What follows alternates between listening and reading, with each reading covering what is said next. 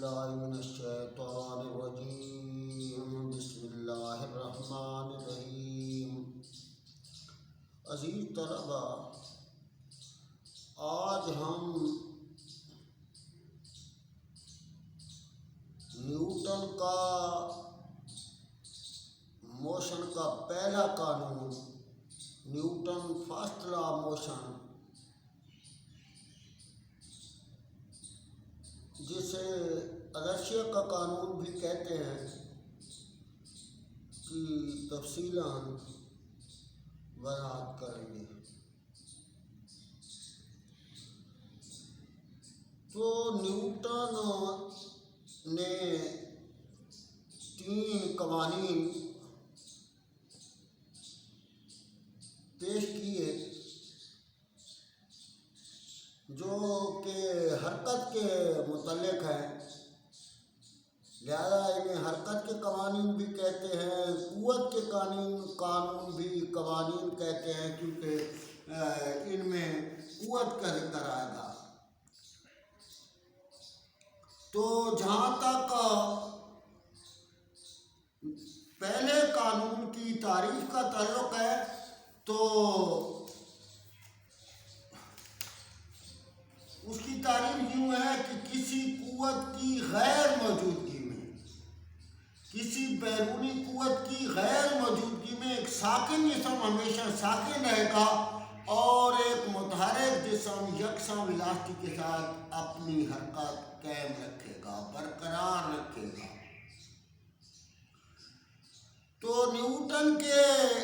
اس قانون کے 2 حصے ہیں۔ پہلا حصہ تو آسان ہے، عام آدمی کو سمجھائیں گے تو وہ سمجھ جائے گا کہ اگر کوئی جسم ساکن ہے تو وہ ہمیشہ ساکن رہے گا۔ مثلاً ایک کتاب میز پر پڑی ہے تو وہ سکون کی حالت میں ہے، آج بھی ساکن حالت میں موجود ہے، کل بھی ساکن حالت میں میز کے لحاظ سے پڑی رہے گی۔ تو یہ بات تو ہر کسی کو سمجھ آ سکتی ہے،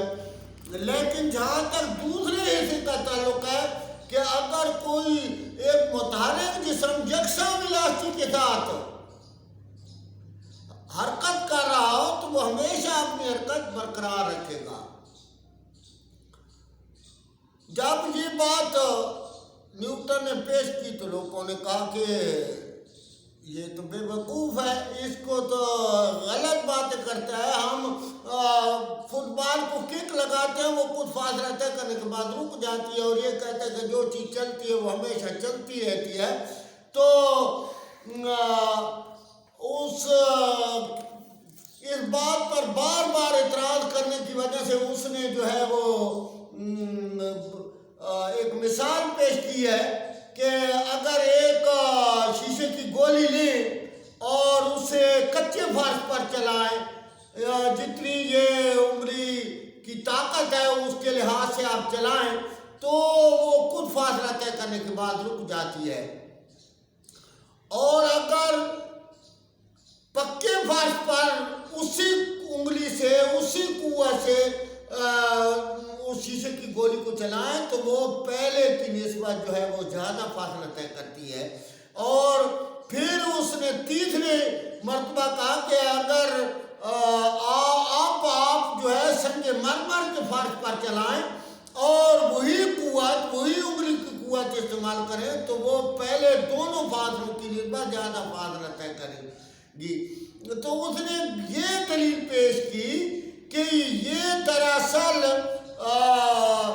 گولی جو ہے وہ ہمیشہ کے لیے چلتی رہتی، لیکن یہ 2 چیزیں اس پر عمل کر رہی ہیں۔ ایک جو ہے وہ فرش کی ریزسٹنس، مزاحمت، رکڑ، یہ عمل کر رہی ہے، اور دوسری جو ہے وہ سامنے ہوا موجود ہے۔ اگر یہ دونوں قوتیں عمل نہ کریں تو وہ جسم ہمیشہ کے لیے چلتا رہے گا۔ تو عزیز طلبہ، اسے نیوٹن کے پہلے قانون کو انرشیا کا قانون بھی کہتے ہیں، اور پہلے اردو میں انرشیا کو جمود کہتے تھے، تو جمود کا قانون بھی کہتے ہیں۔ جمود کے معنی ہیں سستی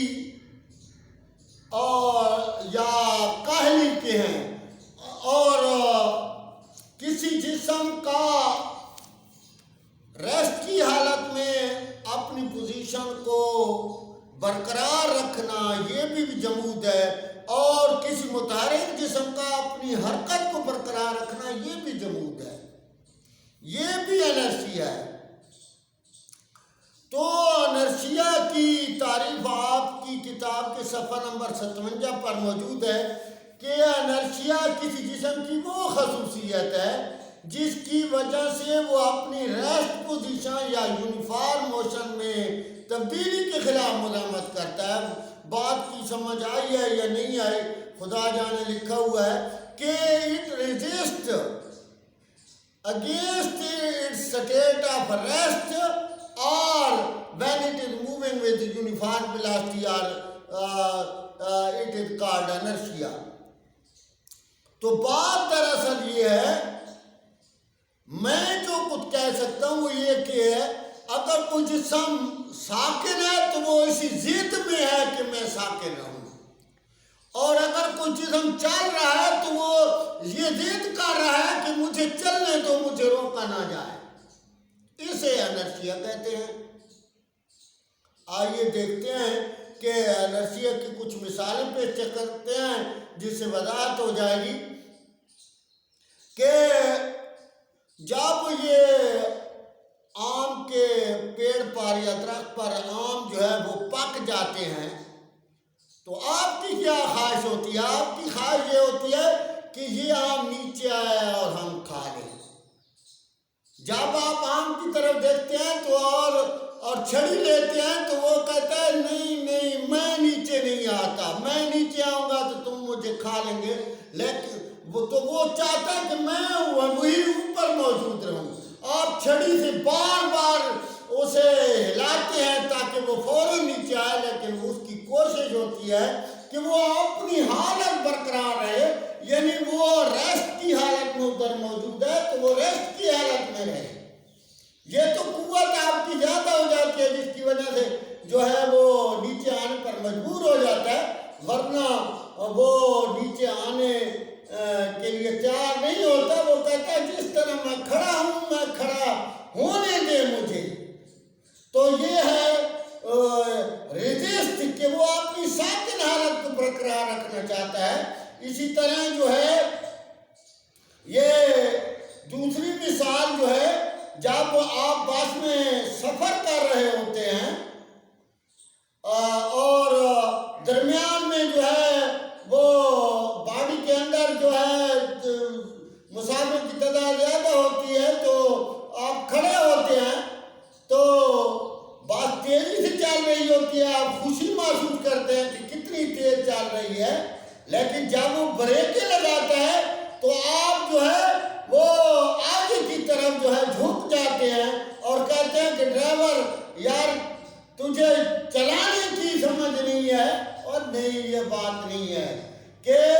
جتنی رفتار سے وہ بات چل رہی تھی آپ کا جسم کا اوپر والا حصہ بھی اتنی رفتار سے چل رہا تھا۔ جب وہ بریکیں لگاتا ہے تو آپ کا نچلا حصہ جو ہے وہ باڈی کے ساتھ چونکہ چھو رہا ہوتا ہے، اس لیے وہ تو ساکن ہوتا ہے، اور جو اوپر والا حصہ ہوتا ہے وہ اپنی حرکت کو برقرار رکھنے کے لیے جو ہے وہ آگے کی طرف جاتا ہے اور آپ آگے گر جاتے ہیں۔ اسی طرح جب گاڑی کھڑی ہو تو اچانک جو ہے وہ ڈرائیور گاڑی کو چلا دیتا ہے اور آپ جو ہے خیال نہیں رکھتے تو اس وقت آپ پیچھے کی طرف گر جاتے ہیں۔ اس کی وجہ یہ ہے کہ آپ کا نچلا حصہ متحرک ہو جاتا ہے اس باس یا کار کے ساتھ، لیکن اوپر والا حصہ جو ہے وہ ساکن ہوتا ہے، جس کی وجہ سے آپ پیچھے کی طرف جو ہے گر جاتے ہیں۔ اسی طرح یہ کسی بوتل کے اندر اگر پانی موجود ہو تو اس کو آپ الٹا کریں تو وہ پانی جو ہے وہ بالکل کے ساتھ جو ہے وہ گرے گا، اول تو وہ بند ہو جاتا ہے، اس کا منہ بھی پانی نیچے نہیں آتا، تو پہلے جو ہے بوتل کو جو ہے وہ جھٹکے دیے جاتے ہیں تاکہ پانی جو ہے متحرک ہو جائے۔ جو ہی پانی متحرک ہو جاتا ہے، بوتل بھی متحرک ہو جاتی ہے، بوتل کو تو ہاتھ روک لیتا ہے، لیکن پانی چونکہ حرکت میں ہوتا ہے، اس لیے وہ اپنی حرکت کی وجہ سے بوتل کے منہ سے باہر آ جاتا ہے۔ تو پانی یہ چاہتا ہے کہ میں متحرک ہوں، میری حرکت قائم رہے، اس لیے وہ آ جاتا ہے باہر کی طرف۔ تو ایک اور مثال لے لیتے ہیں کہ تھرمامیٹر کی، ڈاکٹر جو ہے وہ جب آپ بیمار ہوتے ہیں تو آپ تو سوچتے ہیں کہ ڈاکٹر بڑا اچھا ہے، اس نے جو ہے وہ تھرمامیٹر کو جو ہے وہ اچھی طرح صاف کیا ہے تاکہ وہ پانی ہے تو گر جائے۔ وہ پانی کی بات نہیں ہے،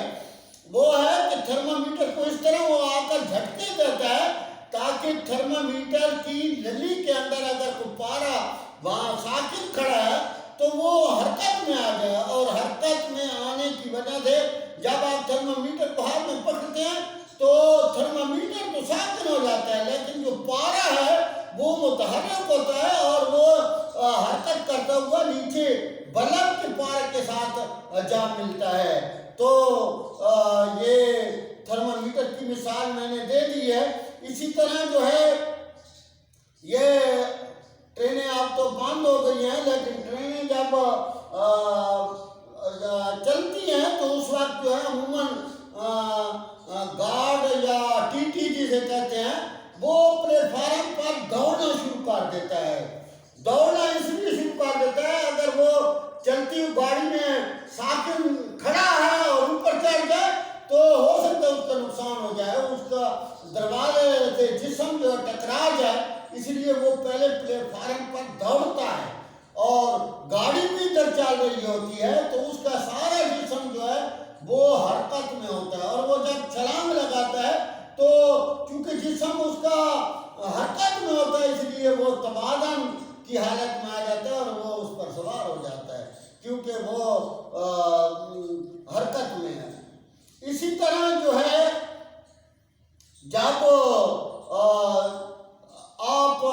دوڑ رہے ہوتے ہیں تو اچانک کسی پتھر سے آپ کا پاؤں جو ہے وہ ٹکرا جاتا ہے، پاؤں ٹکرانے سے آپ کا پاؤں تو ساکن ہو جاتا ہے، لیکن چونکہ آپ حرکت میں ہوتے ہیں اس لیے آپ کا اوپر والا حصہ جو ہے وہ اسی انرشیا کی وجہ سے، اسی جمود کی وجہ سے آگے کی طرف گر جاتا ہے۔ تو یہ ہے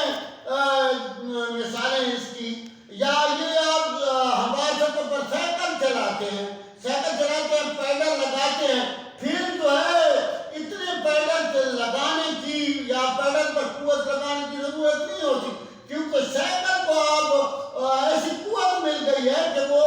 چاہتا ہے کہ میں متواتر جو ہے وہ چلتا رہوں۔ تو یہ مثال بھی سائیکل کی کہ مزید جو ہے وہ پیڈل لگانے کی اتنی ضرورت نہیں ہوتی۔ تو اس کے بعد یہ ہے کہ جب دوڑنے والا ایتھلیٹ جو ہے وہ چھلانگیں لگاتا ہے تو چھلانگ لگانے سے پہلے وہ دور سے دوڑ کر آتا ہے، جب دوڑ کر آتا ہے تو وہ اس کا سارا جسم متحرک ہوتا ہے، جو ہی وہ چھلانگ لگاتا ہے جتنی دیر وہ ہوا میں جتنی تیزی سے آتا ہے اتنی ہی وہ ہوا میں جو ہے وہ زمین کی سطح سے ذرا اوپر جو ہوتا ہے وہ موجود ہوتا ہے، اس کا جسم چاہتا ہے کہ میں حرکت میں ہوں، تو جتنی تیزی سے وہ حرکت میں ہوتا ہے اسی کی وجہ سے جو ہے وہ اس کی چھلانگ جو ہے وہ لمبی ہو جاتی ہے۔ تو آپ کی کتاب میں تو اس نے یہ دیا ہے کہ ایک گلاس لیا ہے، اس پر کارڈ بورڈ رکھ لیا اور اس پر جو ہے وہ سکے جو 5-5 روپے کے ہیں یا 10-10 روپے کے ہیں وہ رکھ دیے۔ اب کارڈ بورڈ کو اس نے جو ہے انگلی سے جو ہے وہ ضرب لگائی، تو یہ ضرب لگانے سے گتا چاہیے تو یہ تھا کہ وہ جو سکے تھے وہ بھی اس قوت کے ساتھ جو ہے وہ کارڈ بورڈ کے ساتھ دور چلے جاتے ہیں، لیکن ایسا نہیں ہے کیونکہ سکے چاہتے ہیں کہ ہم ریسٹ میں تھے تو جمود کی وجہ سے یا انرشیا کی وجہ سے ہمیں ساکن حالت میں رہنا چاہیے، تو وہ سکون کی حالت میں رہتے ہیں اور نیچے جو گلاس میں گر جاتے ہیں، ورنہ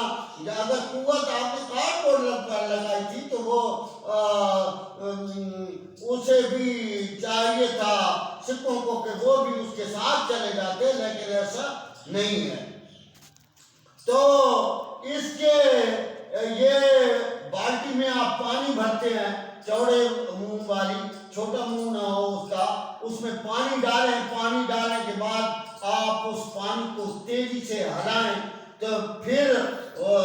آپ اچانک جو ہے وہ اس کو بالٹی کو ہاتھ سے روک لیں تو پانی نیچے گر جاتا ہے۔ اس کی وجہ یہ ہے کہ گرنا نہیں چاہیے، وہ گر اس لیے جاتا ہے کیونکہ پانی جو ہے وہ حرکت میں آ چکا ہے اور وہ اپنی حرکت کو برقرار رکھنا چاہتا ہے، جس کی وجہ سے وہ بالٹی سے باہر آ جاتا ہے۔ تو یہ میں نے کچھ سمجھانے کے لیے آپ کو یہ مثالیں دے دی ہیں انرشیا کی۔ تو انرشیا جو ہے وہ ایک قسم کی ضد ہے